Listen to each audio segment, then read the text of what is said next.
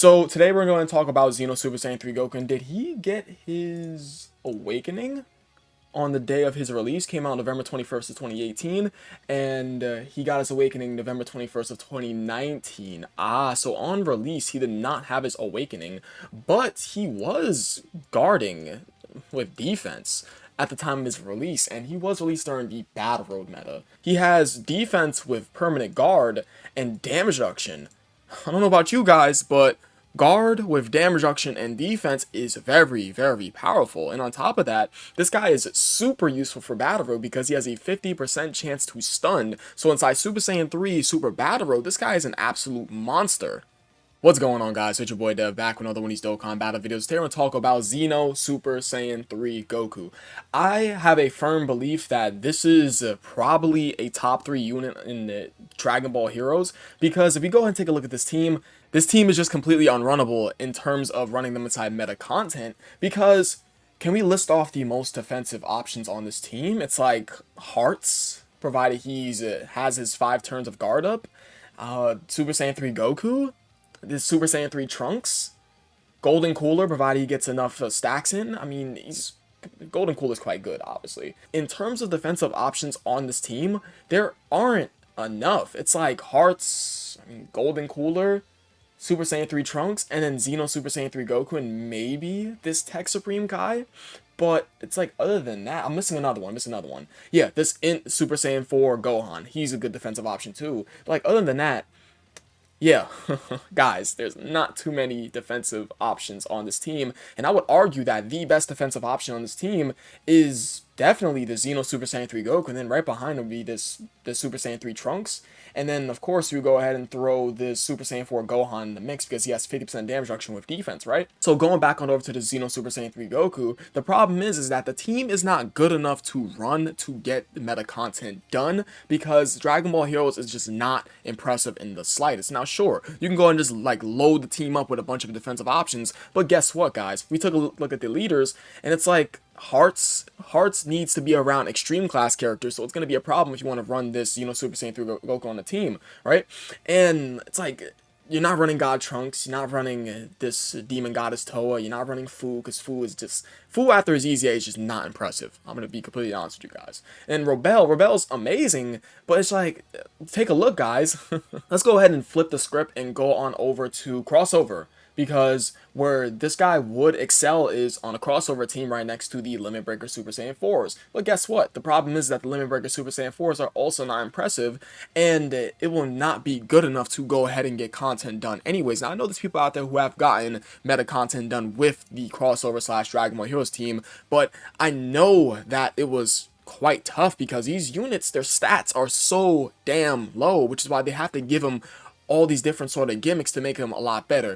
Think of Crossover and Dragon Ball Heroes as Peppy Gals. Like, think of it as a Peppy Gals team that always gets buffed, because you guys know Peppy Gals is a gimmick team, obviously. So Crossover / Dragon Ball Heroes are both gimmick teams that are essentially Peppy Gals, but they get yearly buffs every single time. Take a look at Crossover. Crossover is just like slightly better than Dragon Ball Heroes, except like you do have more options that you could get the job done with, like of course Super Saiyan 3 Vegeta. You do have Whirus, who's also quite good. You have Coolizo over here. You have a bunch of options that you can run to get the job done. But the thing is that I want to more so specifically look at Dragon Ball Heroes, because he needs Dragon Ball Heroes characters specifically to get his damage reduction up to 35%. And at the time, Dragon Ball Heroes was not really the craziest back in 2019. So this guy was probably the best Dragon Ball Heroes units back in 2019. Was he? He probably was, because he was easily the most defensive with guard, 100% defense, and 35% damage reduction. 35% damage reduction with guard is just absolutely stupid. Damage reduction and guard, having two of the most broken defensive abilities on one card, you guys can understand why that's so dumb. Back during 2019, this guy can definitely clear the Legendary Goku event, I think so. But the thing is that this guy could get hit a little bit hard through his guard, because if you weren't running too many Dragon Ball Heroes characters with him, he can get touched quite a bit by that Int UI Goku. So yeah, I've seen the truth beat the Dragon Ball Heroes team with them inside the Legendary Goku event. So It's possible for sure, but this guy is definitely one of the best defensive units you want to run the team, but he can get hit a little bit hard with normals if he's not on the Dragon Ball Heroes team, if you guys are picking up what I am putting down. So back during 2019, this guy was definitely good. He can definitely be usable for the Legendary Goku event.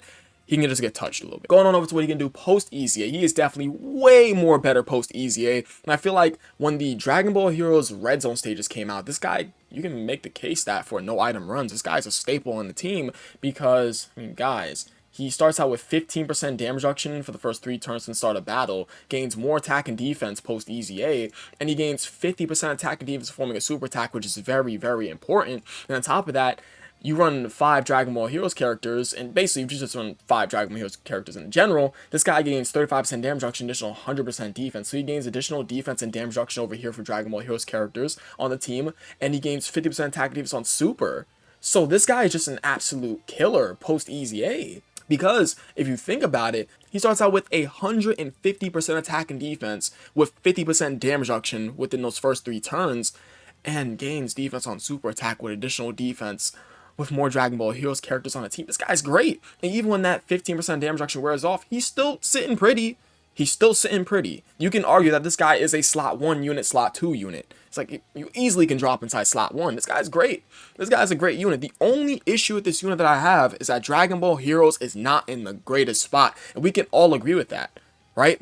We can all agree with that because we take a look at Dragon Ball Heroes again. Let's go and just crossover. No pun intended. And go back on over to Dragon Ball Heroes. It's like you can't run Hearts because Hearts are just straight up run out with his guard. And you want Hearts to be around Extreme Class characters. We pull up Hearts, right?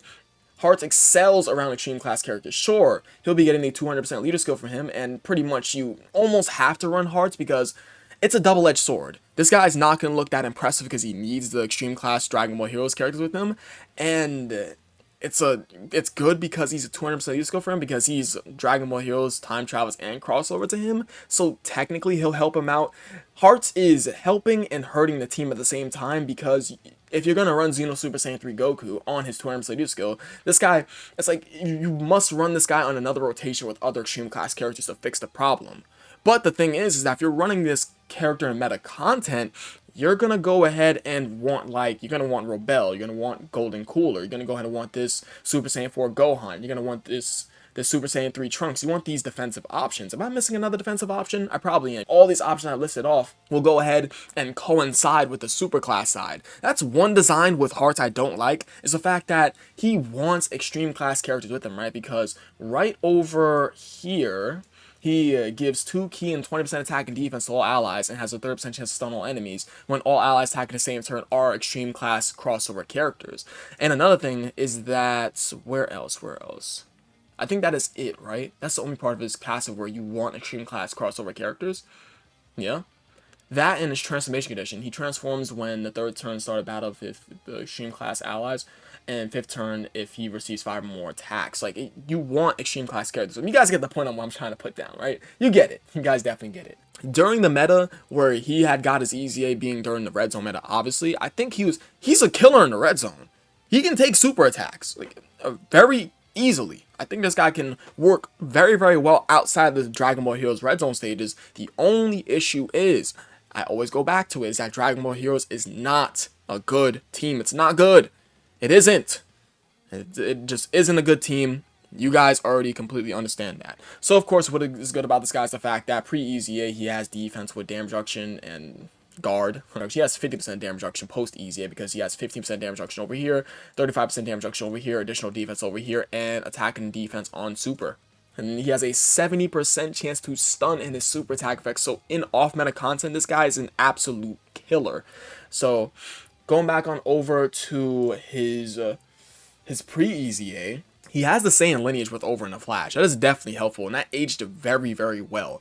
So what is bad about this guy? I think the only thing I want to say is bad about this guy is that this guy is a good card, obviously. But the problem is, I've said it plenty of times, is that Dragon Ball Heroes is not a good team. And more often than not, pre and post EZA, you want this guy to be around Dragon Ball Heroes characters anyways to get that 100% defense and 35% damage reduction. That is so ungodly important. That's nice that they helped him out and gave him 15% damage reduction over here for the first 3 turns in the starter turn, but listen, this is way more important over here. You want this to get off so that this guy is a much more better tank. I think the only issue with this guy is just clearly that part of his passive, because Dragon Ball Heroes, it's not a good team. I've said that like 3 or 4 times. How many 200% leader skills is this guy on? I wish he also gained defense in that side of super attack effect, rather than just him only gaining defense from his passive on super, but hey, it's okay, it's okay. How many 200% leader skills is this guy on? So this guy is on 1, 2, 3, 4, 5, 6, 7 200% leader skills. God damn. This Goku is on 7 200% leader skills. He's on Yamcha's, he's on the LR Gods, he's on the Kai Gokus, he's on both the Limit Breaker Super Saiyan 4's 200% leader skills, he's on Heart's 200% leader skill, and he's also on Bardock's 200% leader skill. Bardock's 200% leader skill is proven to be really, really good, man. It's a good 200% leader skill because he has so many Gokus that, obviously, every Goku is on Pure Saiyans, so Goku's is gonna be on there. I think that's all that I have to say about Xeno Super Saiyan 3 Goku. There's not too much more to talk about this guy, other than who his best linking partners are, which is this guy. You're very clearly never going to run this guy with him because he wants Dragon Ball Heroes characters with him, unless you're going to run him in like Super Saiyan 3 Battle Road. I mean, I guess. Other than that, all you really got is this Super Saiyan 3 Gohan. You have this Super Saiyan 3 Vegeta, but this Super Saiyan 3 Vegeta is not that impressive, and this Gohan is just whatever. And then you have this Super Saiyan 3 Trunks. You're more often not going to run him right next to him, the Super Saiyan 3 Trunks. This Super Saiyan 3 Trunks is who you want to run him right next to because, I mean, this guy is a crazy tank. So I think that is really about it. I appreciate you guys watching. You guys are the best. I will catch you guys in the next video. Peace.